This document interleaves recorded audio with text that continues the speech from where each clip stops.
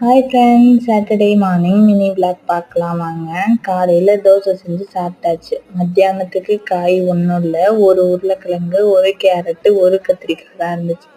இந்த எல்லாத்தையும் வச்சு பொரியல் பண்ணிவிட்டு ரசம் வச்சு லஞ்சையுமே சூப்பராக முடிச்சாச்சு. இந்த மாதிரி இருக்கிற காயை வச்சு சமைக்கும்போது டேஸ்ட்டுமே சூப்பராக வருது.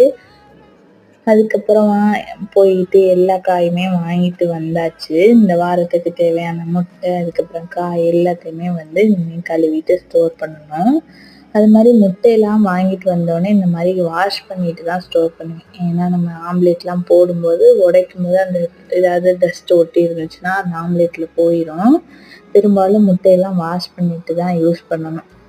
அதுக்கப்புறம் தக்காளி, வெங்காயம், வாங்கிட்டு வந்த காய் எல்லாத்தையுமே ஒரு பெரிய பாக்ஸில் போட்டு ஃப்ரிட்ஜில் ஸ்டோர் பண்ணியாச்சு. கருவேப்பிலையை எப்போவுமே உருவி வச்சாதான் ரொம்ப நாளைக்கு இருக்கும். அதுக்கப்புறம் பச்சை மிளகாவுமே காம்பெல்லாம்